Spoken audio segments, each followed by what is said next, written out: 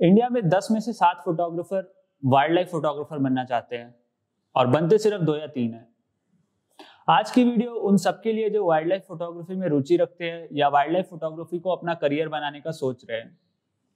इस वीडियो में मैं आपको बताने जा रहा हूँ कि वाइल्ड लाइफ फोटोग्राफर बनने के लिए आपके पास क्या क्या स्किल्स होने चाहिए, किस किस चीज़ों में इंटरेस्ट होना चाहिए और इस समय वाइल्ड लाइफ फोटोग्राफी में कौन कौन सी जॉब्स अवेलेबल है और इंडिया में wild life photographers wild life photography से कैसे पैसा कमा रहे हैं।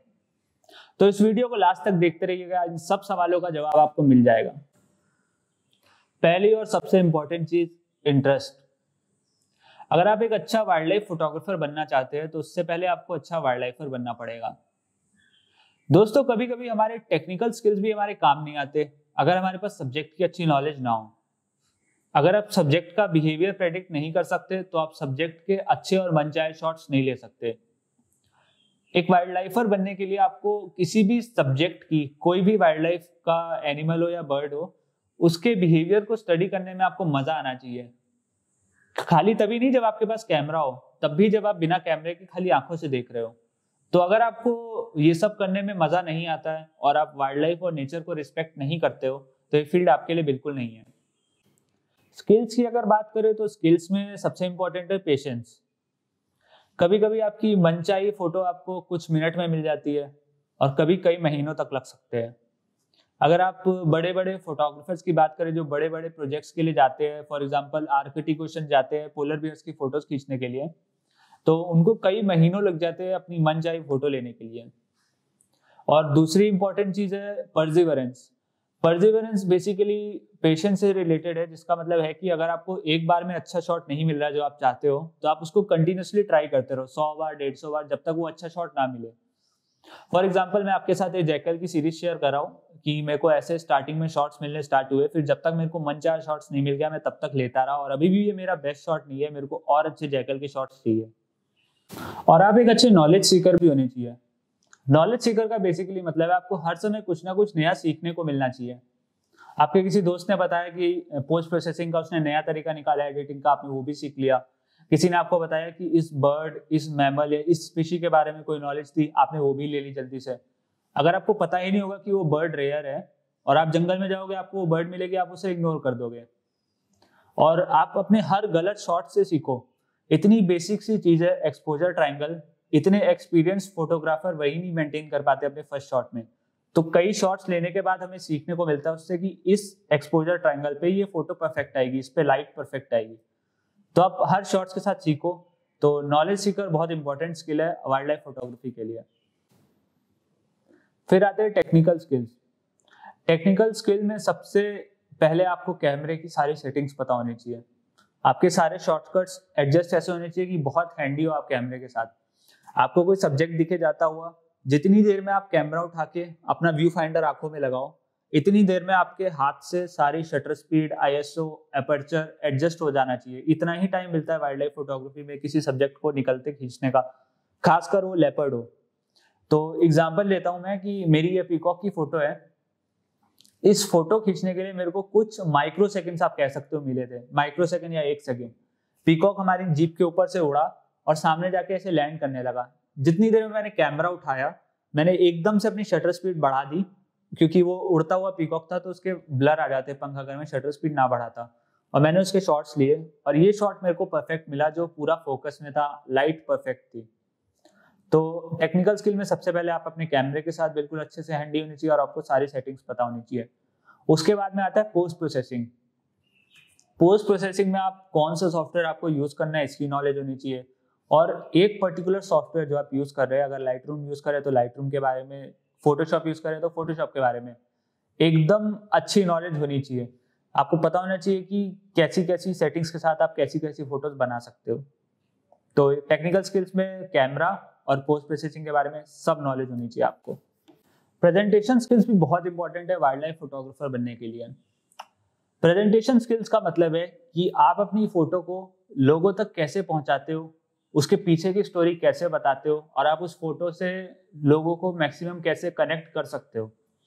तो आज की डेट में सबसे कॉमन प्लेटफॉर्म है इंस्टाग्राम, जहाँ पे सबसे ज्यादा वाइल्ड लाइफ फोटोग्राफर्स है। तो इंस्टाग्राम में क्या है कि आप फोटो को किस डायमेंशन में पोस्ट करो, ये सब चीजों की आपको नॉलेज होनी चाहिए। आप उसका कैप्शन कैसे लिखो, स्टोरी बहुत इंपॉर्टेंट है लिखनी, जिससे कि लोग फोटो को अपने से कनेक्ट कर सके, और आप कौन से हैशटैग्स यूज कर सकते हो, ये सब चीजें प्रेजेंटेशन स्किल्स में आती है। तो प्रेजेंटेशन स्किल्स आपके बहुत स्ट्रांग होने चाहिए अगर आप अपने टैलेंट को लोगों तक पहुंचाना चाहते हो। फिर आते हैं सर्वाइवल स्किल्स। सर्वाइवल स्किल्स में क्या है कि आपका हर बार ऐसा नहीं होगा आप सफारी में बैठ के कंफर्ट जोन में गए, आप टाइगर की फोटोज खींच के आ गए। कभी कभी आपको ऐसे बड़े बड़े प्रोजेक्ट्स मिलते हैं, जैसे आर्कटिक ओशन में जाके पोलर बेयर की फोटो खींचना, वहां पे टेम्परेचर नेगेटिव में होता है, और आप इमेजिन करो ऐसी जमा देने वाली ठंड में बर्फ के ऊपर रहना कितना मुश्किल होगा। कभी आपको पहाड़ों पे रहना पड़ता है, कभी आपको पूरी धूप में डेजर्ट में रहना पड़ता है, थार डेजर्ट जैसी जगह में फॉक्स की फोटोज खींचने के लिए। तो आपको हर तरह की कंडीशंस के लिए तैयार रहना पड़ेगा। अगर आप सोच रहे हो कि लाइफ बहुत कंफर्टेबल होगी, ऐसा कुछ नहीं है, और बहुत रफ एंड टफ जॉब है ये wild life photography.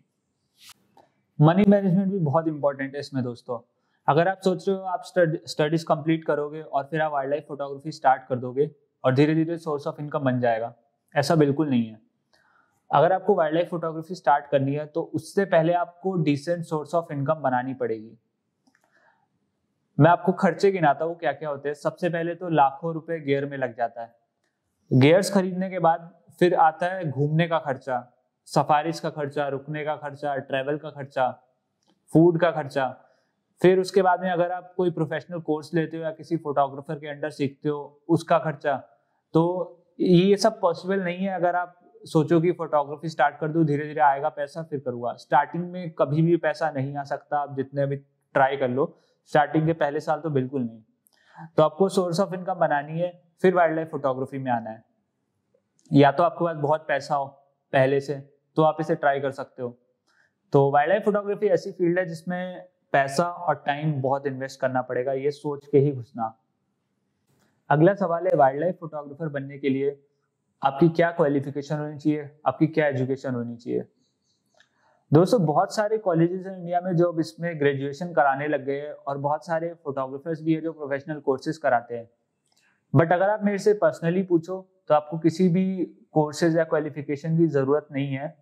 At the end आपकी फोटोज बोलनी चाहिए। आपकी जब फोटो आप किसी को दिखाते हो, कोई आपसे ये नहीं पूछता कि आपकी क्वालिफिकेशन क्या है। आपका फील्ड वर्क, आपका टैलेंट, आपकी creativity at the end matter करती है। तो अगर आपकी क्वालिफिकेशन नहीं है, कोई कोर्स नहीं है फोटोग्राफी में, तब भी ठीक है, क्योंकि इसकी कोई एज लिमिट नहीं है। आप 25 साल में स्टार्ट कर सकते हो, आप 30 साल में स्टार्ट कर सकते हो, तो जरूरी नहीं आपको क्वालिफिकेशन होनी चाहिए। नेक्स्ट क्वेश्चन है, how much money do you want to make. आप खुद से पूछो कि आप कितना पैसा कमाना चाहते हो अपने प्रोफेशन में। अगर आप ये सोच के चल रहे हो कि आप ये गाड़ी खरीदोगे या इतना पैसा कमा लोगे, ऐसी लाइफ जियोगे, तो अगर आप पैसे को मोटिवेशन लेके चलोगे तो आप बीच में ही छोड़ दोगे, क्योंकि स्टार्टिंग स्टेज में बिल्कुल भी पैसा नहीं आता है, और जब आना स्टार्ट होता है तो इतना ही आता है कि आप सर्वाइव कर सको। ये फैक्ट है, ग्राउंड रियलिटी है जो मैं आपको बता रहा हूँ। तो काफी लोग डिसएग्री भी करेंगे कि ये फोटोग्राफर है, इतने पैसे कमाता है, ये इतना कमाता है, ऐसी लाइफ जीता है। तो वो फोटोग्राफर है जो कई सालों से मेहनत कर रहे हैं, और ऐसे टाइम पे उन्होंने स्टार्ट किया था जब कैमरा नया नया आया था। तो वो सब भी होता है, बट वो अगर आप उसको मोटिवेशन लेके चलोगे, उसको एम बना के चलोगे तो नहीं कर पाओगे। तो अगर वो सब चीजें चाहिए तो उसके लिए 10 से 15 साल लग ही जाते हैं आराम से। तो फिलहाल तो इसमें यही है, वाइल्ड लाइफ फोटोग्राफी में आपको सर्वाइव करने के लिए इतना ही कमाना पड़ता है कि आप सर्वाइव करो। उसका भी मैंने आपको अल्टरनेट बता दिया कि अल्टरनेट सोर्स ऑफ इनकम रखो, तब वाइल्ड लाइफ फोटोग्राफी स्टार्ट करो, तो आप जाके कुछ कर सकते हो। So next question is, where do you want to live. तो अगर आप सोच रहे हो कि आप सुबह 8 बजे उठे, नहाए धोए, ऑफिस गए, एसी वाले रूम में बैठ के काम किया, शाम को 5 बजे आ गए और फैमिली के साथ टाइम स्पेंड किया, सो गए, और अगले दिन फिर से ये रिपीट किया, तो ये सब चीजें नहीं है इसमें। इसमें क्या है कि आपको कई हफ्तों, कई दिनों या कई महीनों के प्रोजेक्ट्स पे जाना पड़ता है, जहाँ पे आपको फैमिली से दूर रहना पड़ता है, और हो सकता है वहाँ नेटवर्क भी ना है तो फैमिली से बात भी नहीं होती। और जब आप कहीं पे भी जाओ तो वहाँ पे आपको बहुत रफ क्लाइमेट और रफ टेरेन मिलेगा, जैसे कभी पहाड़ों पे भेज दिया जाएगा, कभी जंगलों में, कभी आपको माउंटेन्स पे भेज दिया जाएगा, कभी ओशन में भेज दिया जाएगा। तो ये सब चीजें दिमाग में लेके चलना। ऐसा नहीं है फैमिली के लिए टाइम नहीं मिलता, फैमिली के लिए टाइम भी मिलता है। बाद में आप चाहो तो कुछ टाइम का ब्रेक ले सकते हो, जब आपके पास फोटोज बहुत सारी इकट्ठी हो जाए तो आप कुछ टाइम के लिए घर पे बैठो, मजे से पोस्ट प्रोसेसिंग करो, अपलोड करो। तो ये सब चीजें पहले से दिमाग में लेके चलना वाइल्ड लाइफ फोटोग्राफी सेलेक्ट करने से पहले। नेक्स्ट क्वेश्चन है कि आप वाइल्ड लाइफ फोटोग्राफर क्यों बनना चाहते हैं। कुछ लोग होते हैं जिनको वाइल्ड लाइफ फोटोग्राफी का टैग बहुत कूल लगता है, इसीलिए बनना चाहते हैं। कुछ लोग होते हैं जो वाइल्ड लाइफ फोटोग्राफी के बारे में ऐसे ऐसे पैसा कमाएंगे, ये सब चीजें सोचते हैं, तब बनना चाहते हैं। तो आपका वाई बहुत क्लियर होना चाहिए कि आप क्यों बनना चाहते हैं। आपको ये सब काम करने में मजा आना चाहिए। वाइल्ड लाइफ फोटोग्राफर वही बन सकता है जिसको ये काम चाहिए, पैसा नहीं चाहिए। तो आपका वाई बिल्कुल क्लियर होना चाहिए कि आप वाइल्ड लाइफ फोटोग्राफर क्यों बनना चाहते हैं। लास्ट और सबसे इंटरेस्टिंग क्वेश्चन कि वाइल्ड लाइफ फोटोग्राफी से पैसा कैसे कमाएं। तो सबसे कॉमन चीज जो इस समय वाइल्ड लाइफ फोटोग्राफर कर रहे हैं पैसा कमाने के लिए, वो ये है कि वो सफारी वर्कशॉप्स कंडक्ट कराते हैं। सफारी वर्कशॉप में क्या होता है कि वो अपने साथ सबको सफारी पे लेके जाते हैं और सफारी के दौरान अपने स्किल शेयर करते हैं। स्किल में हो गया बिग कैट ट्रैकिंग स्किल या फोटोग्राफी स्किल, और इसके बदले में उनको क्या होता है कि उनको कुछ पैसे मिलते हैं जो वर्कशॉप सेल करने के, और उनका खुद का घूमने का खर्चा इसमें निकल जाता है। तो पहली चीज तो ये होगी। दूसरी चीज है टीचिंग। टीचिंग में क्या है कि बड़े बड़े फोटोग्राफर्स ने वेबसाइट्स बना रखी है। आपने देखा होगा, आप इंस्टाग्राम चलाते होगे तो आपको एडवर्टाइजमेंट आती होगी कि इस मेरे कोर्स को सब्सक्राइब करो। तो आपको वेबसाइट पे लेके जाते हैं और वेबसाइट पे बहुत सारे कोर्सेज पड़े होते हैं। तो आपको उनकी मेंबरशिप खरीदनी पड़ती है या फिर कुछ सब्सक्राइब करना पड़ता है जो कि पेएबल होती है उस कोर्स को एक्सेस करने के लिए। दूसरा तरीका ये हो गया।